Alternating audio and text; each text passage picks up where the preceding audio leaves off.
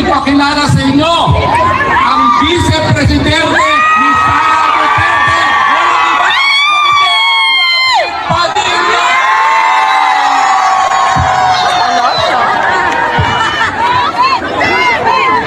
Wow! Vice President! Nais kong ipakilala sa inyo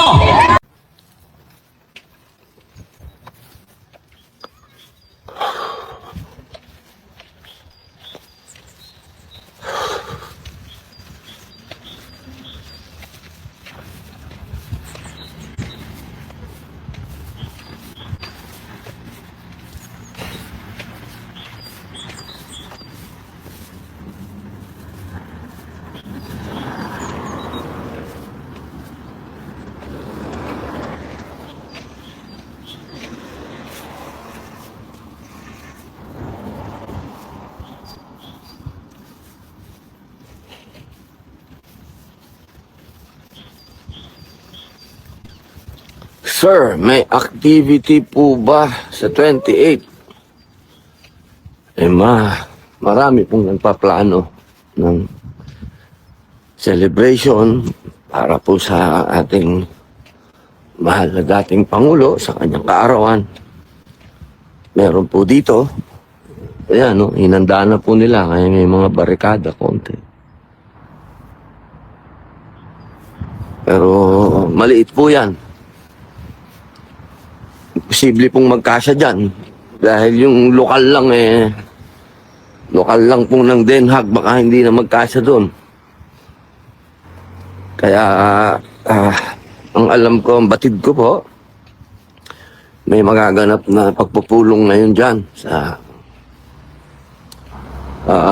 Bayanihan, Barrio Fiesta Restaurant.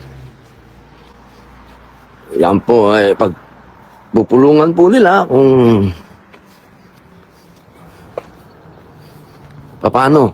Opo, yung mga dadating na galing sa iba't ibang lugar kung saan po pwesto ng selebrasyon. Napakalaking selebrasyon po nito dahil ito naman po yung naririnig-rinig ko lang. Ako po totoo lang sa gabi nasasadlak habang humahaba yung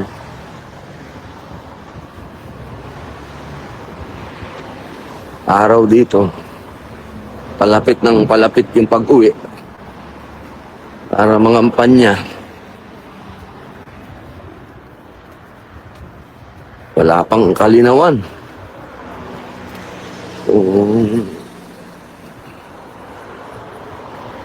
Makakauwi na ba si Digong? Bigat na uuwi ba na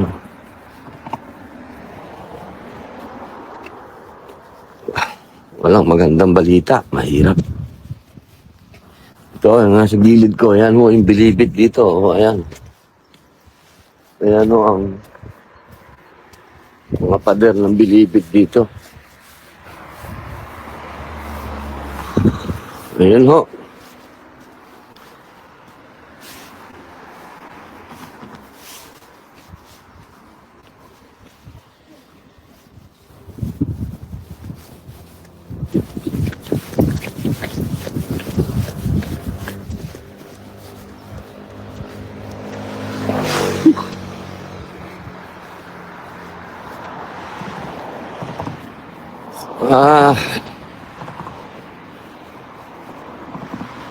Kanina tinatanong dito saan sila Ma'am Hanilet at si Ma'am Kitty.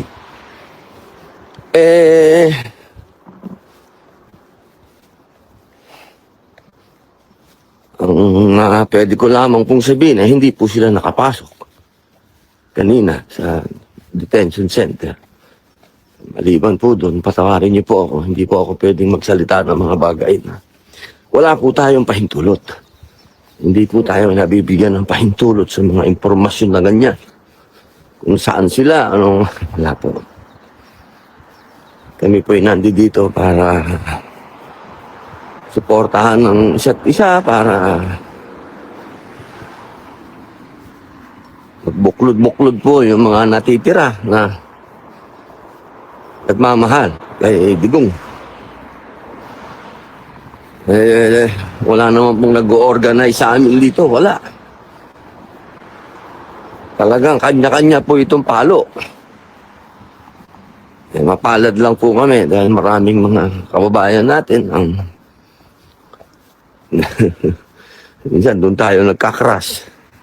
Doon tayo natutulog sa mga lugar nila. Minsan, pagkain. Sobra na nga sa pagkain yung lugar namin dahil marami silang padala. Kaya pasensya na ho. Hindi ko alam kung ano po. Kung alam ko mang hindi ko din po pwede sabihin. Ayun. Balik po tayo kay Digong.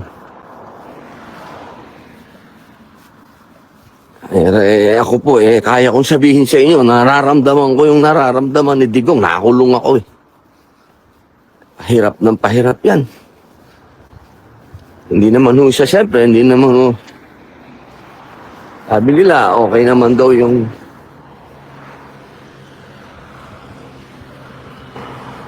kulungan. Meron bang okay na kulungan? Siguro yung okay lahat. So, usapin ng makatao yung kinalalagyan ni Mayor. Pero pangungulungan pa rin yan. Mahirap ang mangulungan. Lalo yung nangyari kay Mayor. Bigla walang nangyaring proseso na nagkaroon muna ng maayos ba na paalamanan bago mapiit yung mga ganun. Walang ganun nangyari. Talagang biglaan. Walang preparasyon. Kaya napakabigat ng mga naganap na to. Sa aming lahat, pamilya ni Mayor, sa amin, sa kanyang partido, sa kanya lang kami umaasa ng anong mga hakbang. Kasi direkta ang aming koneksyon kay dating Pangulong Rodrigo Roa Duterte pagdating sa PDP laban. Hindi na namin siya nakakausap. Napakahirap po ng sitwasyon namin. Kaya sa mga taong nawala na yata yung awa sa mga puso at nabalot na ng galit nang hindi ko alam kung saan ang gagaling na galit at pangungutya. Minsan, pag nababasa ko, paano nagkaroon ng ganitong galit itong taong ito? Na kung magsalita, para bang ang laki-laki ng mga atraso namin, lalo na si Mayor na ang tanda-tanda na. Ikinatutuwa pa yung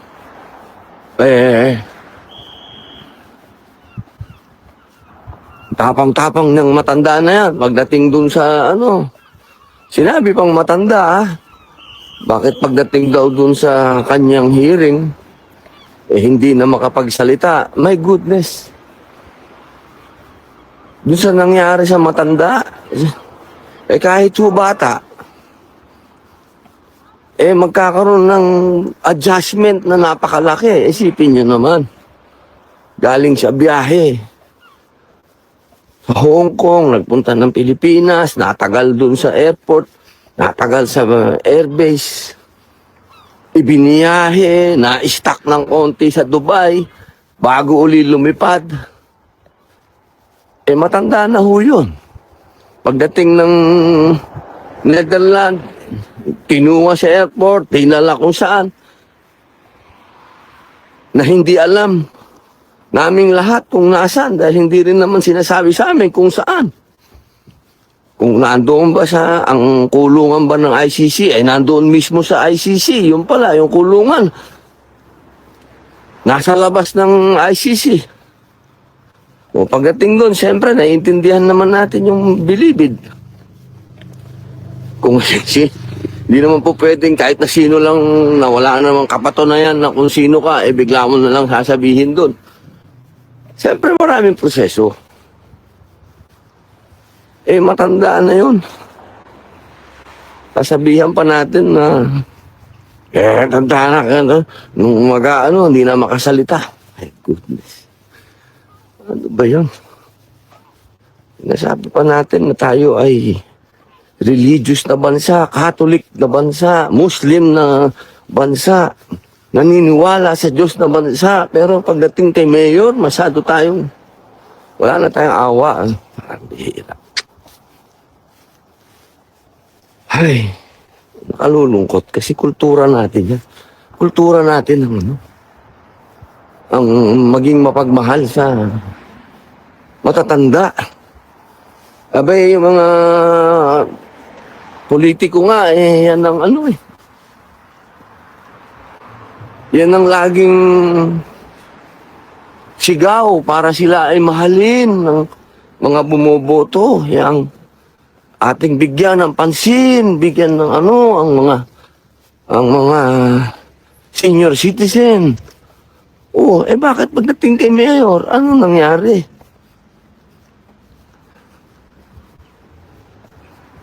Nawalan na tayo ng mercy? Hindi na pwede mapagod si Mayor? Hindi natin yun.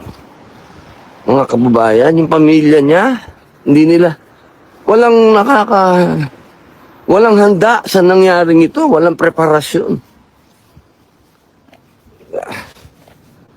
Papasalamat nga tayo sa Panginoon Diyos at ang ating Madam Vice President ay maganda.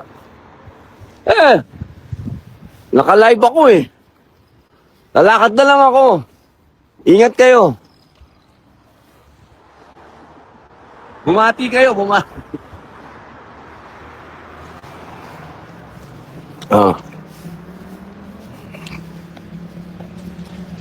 Kita nyo? Asa na ba ako? Kasi binati tayo ng ating mga mahal na kababayan. Siyempre, sinasakay tayo. Pero sabi ko, naka-live tayo. Hindi naman tayo pwede. Tsaka, bawal siguro magsakay dito. Medyo susunod tayo sa batas. Kahit nasa ibang lugar tayo, susunod tayo. Pwede lang tumakbo kasi medyo malayo-layo pa yung pupuntahan ko. Pero gusto ko naman yung naglalakad. Yun. Yung dumating sa pamilya ng mga Duterte, siguro mga kababayan, maging din tayo. Merciful in a lot of ways.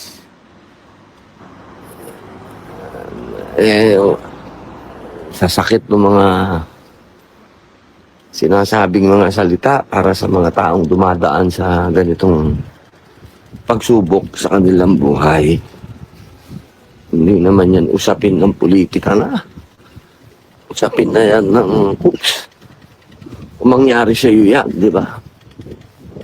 Kung mangyari ba sa iyo yan, ganyan din. Aasahan mong reaksyon ng mga tao. Kakampi mo o hindi kakampi, ganyan ba sa ama mo na matanda? Wow. Come on, mga ating mga kababayan, yung kultura natin, wag nating kakalimutan. Wag tayong maging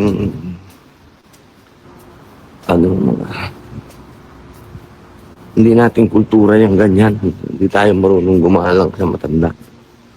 Huwag tayong gumaya dun sa mga politiko na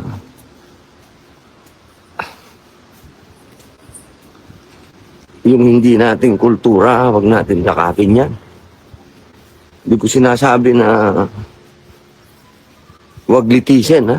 Si Mayor, kung talagang may kasalanan si Mayor, abay, litisin natin, pero wag yung ganito. Wag tayong maging unfair sa taong nagbigay ng serbisyo sa bayan at mahal ng maraming tao sa buong mundo kung nasaan ang Pilipinas. Ha? Kung nasaan ang mga Pilipino, kung saan ang mga Pilipino tinataas nila ang ating bandila,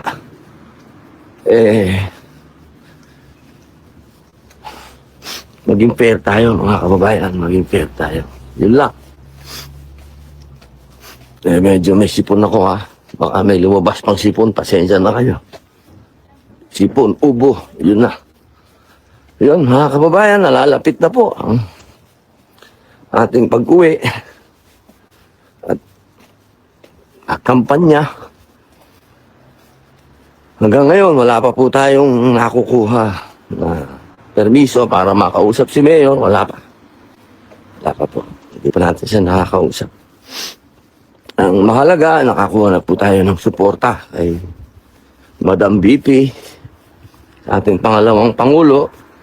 Kanya pong ini-endorso yung ating PDP laban. Magandang balita na po yon. Ang pinaka mas maganda sana kung makakuha po tayo. Makausap po natin si Pangulong Rodrigo Roa Duterte para meron po siyang personal message para kapag tayo po ay nag-ikot, meron po tayong mga mensahe sa ating kababayan. Yun lamang po. Maraming salamat po. Medyo mahaba na ito. Balik na lang po ako mamaya at itong lalakarin ko po ay malayo pa. Sige po. Maraming salamat po sa inyong lahat, sa lahat po ng nagmamahal sa ating bayan. At yan po ang dahilan kung bakit pinupukaw ang kanilang mga damdamin para suportahan ang nangyayari po sa ating dating Pangulong Rodrigo Roa Duterte. Na siya po ay makauwi na. Yun po ang ating pakiusap sa una dito sa ICC. Nakikiusap po tayo sa kanila na makauwi na po yung ating dating Pangulo at tingnan po nilang mabuti kung bakit ganito kamahal ng taong bayan itong dating Pangulo. Timbangin nila. Total, ang hustisya ay timbangan. Timbangin po ninyo. Bakit ang tao, mga Pilipino, sa lahat ng sulok ng daigdig, ay mahal si Rodrigo Roa Duterte. Yun lang. Huwag nang paguluhin pa ng mga abogado. Opinion ng abogado, naratibo ng mga iba't ibang abogado, lahat may katwiran, lahat magaling, lahat tama. Isa lang huuli ang issue dito. Kung may kasalanan si Rodrigo Roa Duterte, sa Pilipinas po natin litisin. Pilipino na huwes doon sa bayan natin. Yun lang. Maraming salamat po.